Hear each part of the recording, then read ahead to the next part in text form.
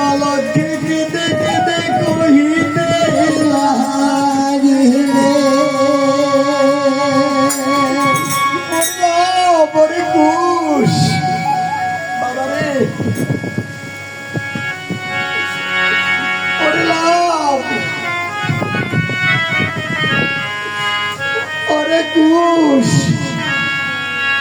বাবা তোমরা তো শুনেছ বাবা এই মুনির তপবন খানা পাহারা দিতে বাবা সেইখানে কত বিপদ আপদ আছে বাবা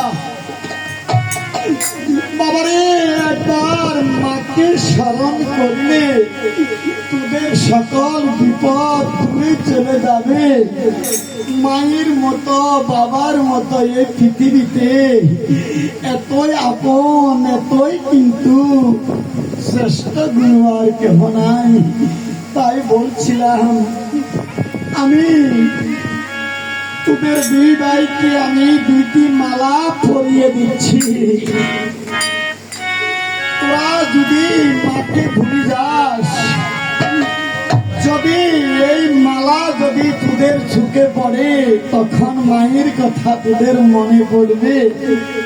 তাই বলছিলাম বাবা ওরে আমার নামটি লয় রে বালক নামটি লয়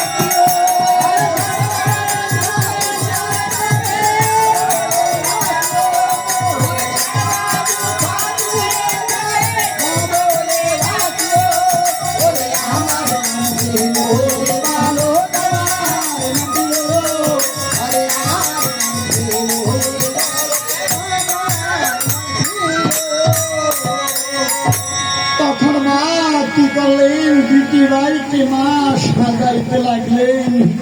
বাবারে আয় বাবা মায়ের কাছে আয় বাবা।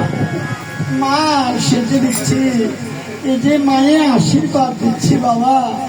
মায়ের আশীর্বাদ পেলে তোদের কোনো দুঃখ দুর্দশা হবে না বাবা। তাই আজকে মা কি করলেন, এই বাম পায়ের ধুলি মায় হস্তেতে নিলেন আর মুখের অঙ্গ দিয়া মায় তখন দুই ভাইয়ের কপালে ফোঁটা দিলেন। যার মা আছে সে থাকতে পারে, যার মা নাই সে বড় দুঃখী রে। যার মা বাবা নাই সে অত্যন্ত অবাগা। আমার মাও চলে গেল রে, আমার বাবাও চলে গেল। থাকতে কিন্তু মা বাবার মর্ম বুঝলাম না। আজকে মা চলে গেল, বাবা চলে গেল, কে আশীর্বাদ করবে? মা থাকলে মা আশীর্বাদ করতো, বাবা থাকলে বাবা আশীর্বাদ করতো। আজকে মা তখন আপনি বললেন, দুই ভাইকে তখন সাজাইতে লাগলেন। ওরে সাজাই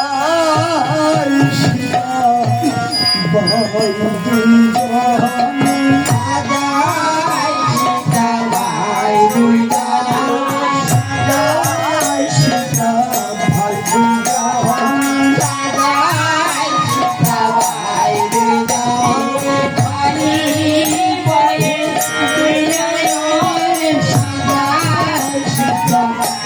দুই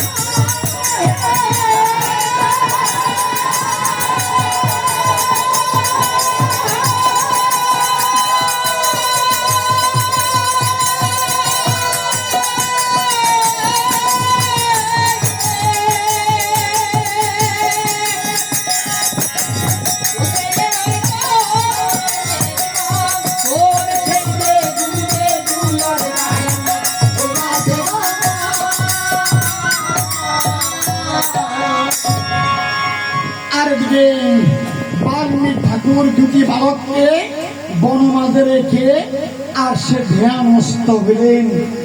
আর এইদিকে বিধায় মুনি তপবনে ঘুরে ঘুরে দেখতে লাগলেন। এক ভাই আরেক ভাইকে কহিতে লাগলেন, বলছেন, দেখছিস কি সুন্দর এই মুনির তপবন, আমরা তো এরকম সুন্দর বন আর কখনো দেখিনি। আরে চারিদিকে তাকিয়ে দেখ আর কানে শুন, কুকিলের কুহুরবে ভ্রমরের গুঞ্জনে এই মুনির তপবন খানা যেন চির বসন্ত বিরাজ করেছে। দাদা, আরে বসন্ত বিরাজ করেছে ঠিকই তো বলছিস। এই যে তাকিয়ে দেখ কি সুন্দর একটি অশ্বর, কোথায় অশ্বর? আর দেখছিস না এই দেখছিস না কেন এই তাকিদের কি সুন্দর সপ্তবর্ণ সব সত্যি তো বাহ কি চমৎকার আমরা দুই ভাই ছাড়া এই তপবনে আর কেহ নাই আমার